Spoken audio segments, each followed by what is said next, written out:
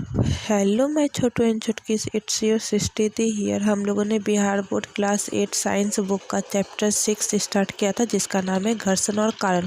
उसका part 1 complete हो गया। आज पार्ट टू में हम लोग देखेंगे घर्षण कितने प्रकार के होते हैं, घर्षण से हम लोगों को क्या लाभ मिलता है, क्या हानि मिलता है, ये सब चीज़ों के बारे में हम लोग आज की क्लास में पढ़ेंगे। तो चलिए स्टार्ट करते हैं। हम लोग का घर्षण है स्थैतिक घर्षण।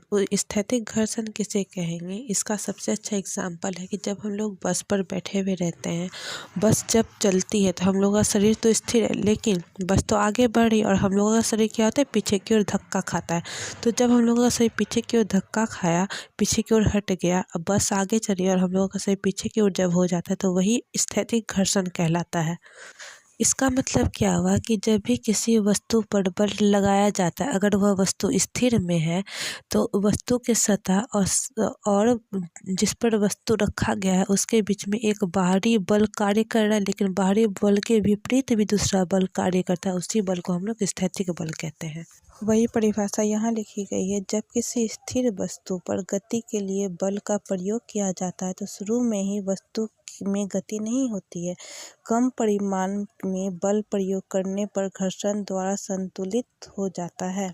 इस स्थिति के बाद जब वस्तु गति करने की अवस्था में पहुंच जाती है तथा समरूप वेग से गति करती है, उस स्थिति में स्थैतिक बल की माप कर सकते हैं, क्योंकि इस स्थिति में हमारे द्वारा लगाया बल घर्षण बल के बराबर है। जैसे जब हम लोग किसी बक्से को धक्का देते हैं तो वह पहली बार में आगे नहीं होता है। ऐसा क्यों? क्योंकि वहाँ पे जो हम लोग के द्वारा जो बाहरी बल लगाया गया था वह घर्षण बल से कम था। फिर जब हम लोग धक्का देते तब वह बक्सा जो है आगे निकलता है। तो जब पहली बार हम लोगों ने धक्का दिया तो वह घर्षण बल से बहुत ज़्यादा कम था, और दूसरी बार जब धक्का देते हैं तो वह घर्षण बल के बराबर हो जाता है। तो इसी को हम लोग स्थैतिक बल कहते हैं। दूसरा घर्षण के का प्रकार है सर्पी घर्षण। तो पहले हम लोगों ने स्थैतिक घर्षण में क्या देखा, जब हम लोग बक्से को धक्का दे रहे थे तो पहली बार जब हम लोगों ने स्थिर बक्से को धक्का दिया तो वह आगे नहीं निकला, आगे नहीं बढ़ा, तो वहाँ पे जो घर्षण कार्य कर रहा था वह स्थैतिक घर्षण था। लेकिन जब वह पहली बार आगे बढ़ा, उस वहाँ पे जो घर्षण कार्य किया वही सर्पी घर्षण कहलाता है। वही यहाँ पे लिखा हुआ है। जब वस्तु किसी पर त्वरित गति से सरकना आरंभ कर देती है, उस समय दोनों के पृष्ठों के बीच कार्य करने वाला घर्षण को सर्पी घर्षण कहते हैं। सर्पी घर्षण बल का मान स्थैतिक घर्षण की अपेक्षा कम होता है। जैसे हम लोग जब साइकिल चलाते हैं तो साइकिल का जो पैडल जब पहली बार घुमाते हैं तो उसमें हम लोग को ज़्यादा ताकत लगता है। उसके बाद धीरे धीरे नॉर्मल मतलब बराबर हो जाता है। तो वहाँ पे जो है सर्पी घर्षण कार्य करता है। तीसरा घर्षण का नाम है तरल घर्षण। जैसे नाम से ही समझ में आया तरल, तरल का अर्थ क्या होता है, या तो फिर वायु या तो फिर द्रव्य। जैसे पानी, तेल, ये सबको हम लोग क्या कहते हैं, द्रव्य कहते हैं। तो जब तरल पदार्थ घर्षण करे उसे हम लोग तरल घर्षण कहेंगे। तरल घर्षण का दूसरा नाम कर्षण भी होता है।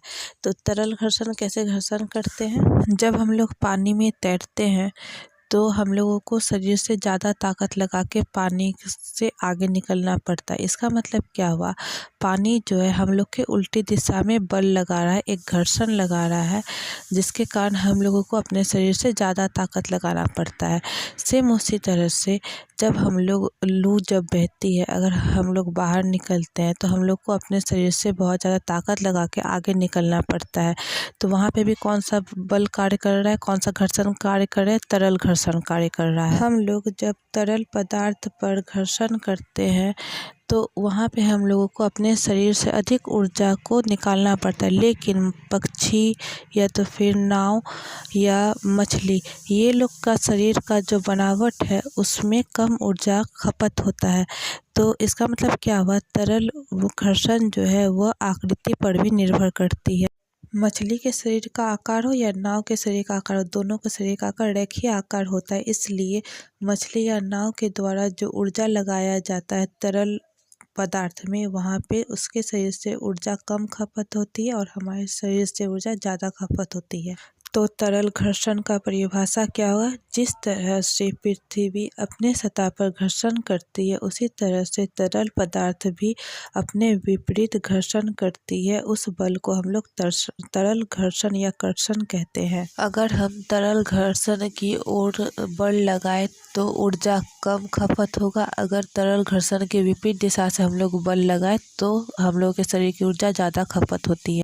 वही चीज़ यहाँ पे लिखी हुई है, किसी वस्तु पर लगने वाला घर्षण बल उसकी तरल के सापेक्ष गति पर निर्भर करता है। घर्षण बल वस्तु की आकृति तथा तरल की प्रकृति पर भी निर्भर करता है। और तीसरा, विरल माध्यम की अपेक्षा सघन माध्यम में घर्षण बल का मान अधिक होता है, क्योंकि विरल माध्यम का कण आसानी से फैल जाता है, लेकिन सघन माध्यम का जो कण है वो आसानी से नहीं फैलता है, इसलिए सघन माध्यम में घर्षण बल अधिक लगती है। अब रोजाना ज़िंदगी में हम लोगों को घर्षण से कैसे लाभ मिलता है और कैसे हानि पहुंचती है उसके बारे में पढ़ेंगे। तो सबसे पहले घर्षण हानिकारक है कैसे? तो वस्तुएं घिसकर खराब हो जाती है। जैसे कपड़ा हम लोग पहनते हैं तो वो रोजाना घिसाता है, चप्पल जो पहनते हैं वो घिस कर खराब हो जाता है। दूसरा है चाकू का धार, जिससे हम लोग फल काटते हैं तो कुछ समय बाद फल काटने में या जिस भी वस्तु को हम लोग काटते हैं उसे काटने में कठिनाई होती है। ऐसा क्यों? क्योंकि चाकू को घिस कर उसका धार जो है ख़त्म हो जाता है, इसलिए फल या कोई भी वस्तु को काटने में हम लोगों को कठिनाई का सामना करना पड़ता है। तीसरा, जब हम लोग बर्तन दुकान से नया खरीद के लाते हैं उस समय वह मोटा रहता है, लेकिन जब हम लोग बर्तन को यूज़ करने लगते हैं फिर बर्तन को साफ़ करते हैं तो साफ़ करने में क्या होता है, वह घिस कर पतला हो जाता है और फिर धीरे धीरे खराब होने लगता है। उसी तरह से पेन हो या पेंसिल हो, पेंसिल से हम लोग जब लिखते हैं तो उसका जो लिड है तो वो क्या होता है, घिस जाता है। फिर हम लोग छीलते हैं उसे, फिर से लिखते हैं तो उससे घिस कर खराब हो जाता है। फिर घर्षण अगर अधिक होती है तो वहाँ ऊष्मा का उत्पन्न होता है। जब हम लोग लंबे समय तक किसी भी गाड़ी को चलाते हैं तो उसका पहिया गर्म हो जाता है, उसका मोटर भी गर्म हो जाता है, इंजन गर्म हो जाता है, तो उसे ठंडा करने के लिए हम लोग उसे बंद कर देते हैं। और बहुत बार देखा होगा आप लोगों ने कि ट्रैक्टर के अंदर पानी डाला जाता है, जिससे उसका जो मोटर है वह इंजन जो है वो ठंडा हो जाए जल्दी से। अगर गर्म गाड़ी को चलाते रहेंगे तो वहाँ पे आग लगने का चांस होता है, इसलिए जब भी गाड़ी या वाहन गर्म हो जाए तो उसे ठंडा करने के लिए वाहन को ऑफ कर देना चाहिए कुछ समय के लिए, जिससे वो आसानी से ठंडा हो सके। हम लोगों ने घर्षण के हानिकारक का बहुत सारा उदाहरण देखा। अब घर्षण के लाभ, तो पहला लाभ क्या है, पृथ्वी पर चलना। हम लोग पृथ्वी पर जो चल पा रहे हैं वह किसके कारण है, घर्षण के कारण। जैसा कि हम लोग जानते हैं पृथ्वी का सतह पूरी तरह से चिकनी नहीं होती है, उसमें दरार रहता है, वह ऊबड़ खाबड़ होता है जिस पे हमारा पैर फंसता है, जिसके कारण घर्षण होता है और हम लोग आगे बढ़ पाते हैं। कोई गाड़ी आगे बढ़ती है या तो फिर वह अपना दिशा परिवर्तन करती है, वह भी घर्षण के कारण ही हो पाता है। तीसरा, श्याम पट्ट या कागज पर हम लोग लिखते हैं चौक की मदद से, पेन की मदद से, तो श्याम पट्ट मतलब ब्लैक बोर्ड और चौक के बीच में घर्षण होता है। उसी तरह से पेन और कागज के बीच में भी घर्षण होता है, जिससे कि हम लोग कॉपी पर लिख पाते हैं या बोर्ड पर लिख पाते हैं। चौथा, दीवार पर कील ठोकना, वह भी घर्षण के कारण ही हो पाता है। पांचवा, पृथ्वी का वायुमंडल उल्का पिंडों से हमारी रक्षा घर्षण के कारण ही कर पाता है। जैसा हम लोग जानते हैं कि पृथ्वी पर जब उल्का पिंड आके गिरता है तो वायुमंडल में घर्षण के कारण उसमें आग लग जाती है, जिससे कि वह आसानी से हम लोग की पृथ्वी में गिर जाता है और हम लोगों को कोई क्षति नहीं पहुंचा पाता। अब घर्षण को कैसे बढ़ाया जाए या घटाया जाए? अगर हम लोग को घर्षण को बढ़ाना है तो राख, मिट्टी, बालू का प्रयोग किया जाएगा। और अगर घर्षण को घटाना है तो स्नेहक का प्रयोग किया जाता है। स्नेहक मतलब तेलीय वस्तु, जैसे मोबिल, पेट्रोल, ग्रीस, ये सब का प्रयोग किया जाता है। जैसे जब दरवाज़ा टाइट हो जाता है तो हम लोग उसमें ग्रीस लगाते हैं, जिससे कि वहाँ पे एक सतह बन जाए और घर्षण कम हो सके। उसी तरह से गाड़ी में मोबिल को डाला जाता है, जिससे कि सतह बन जाए मोबिल का और घर्षण कम हो सके। हम लोग जब कैरम बोर्ड खेलते हैं तो कैरम बोर्ड पर पाउडर डालते हैं, जिससे घर्षण को कम किया जा सके। अगर हम लोग बर्तन को साफ करते हैं तो राख का प्रयोग करते हैं। क्यों? राख घर्षण को बढ़ाने में मदद करता है। तो जब राख घर्षण को बढ़ाएगा तो वहाँ पे अच्छी तरीके से वह राख बर्तन को साफ कर देती है। घर्षण को कैसे घटाया या बढ़ाया जा सकता है, तो जब तेल, ग्रीस अथवा ग्रेफाइट मतलब स्नेहक का प्रयोग किया जाता है तो गतिशील मशीन के पुर्जे के बीच में लगाते हैं, जिससे कि वहाँ पे एक परत बन जाता है और एक दूसरे से सीधे रगड़ नहीं खा पाता और घर्षण कम हो जाती है। दूसरा, द्रव्यमान बढ़ाने से, अगर द्रव्यमान को बढ़ा दिया जाए तो घर्षण भी बढ़ जाएगा। और तीसरा, खांचदार बढ़ाने से, तो जैसा कि हम लोग जानते हैं कि जब हम लोग चलते हैं तो वहाँ पे भी खांचदार का बहुत बड़ा रोल है, जो कि हम लोग के पैर को ज़मीन में फंसा देता है, जिससे घर्षण उत्पन्न होती है और हम लोग आगे निकल पाते हैं।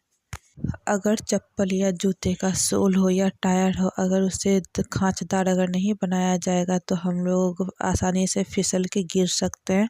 इसलिए चप्पल हो या जूता हो या टायर हो, उसे खांचदार बनाया जाता है, जिससे कि हम लोग आसानी से आगे बढ़ सकें। आप लोगों का ये भी चैप्टर ख़त्म हो गया। इसे 2 पार्ट में कंप्लीट कर दिया गया है। कल एक्सरसाइज सीरीज़ को अपलोड कर दिया जाएगा। इसे भी आप लोग अच्छी तरीके से पढ़ के कंप्लीट कर लीजिए। और अगर कोई भी आप लोगों को प्रॉब्लम हो तो कमेंट करके ज़रूर पूछ लीजिएगा।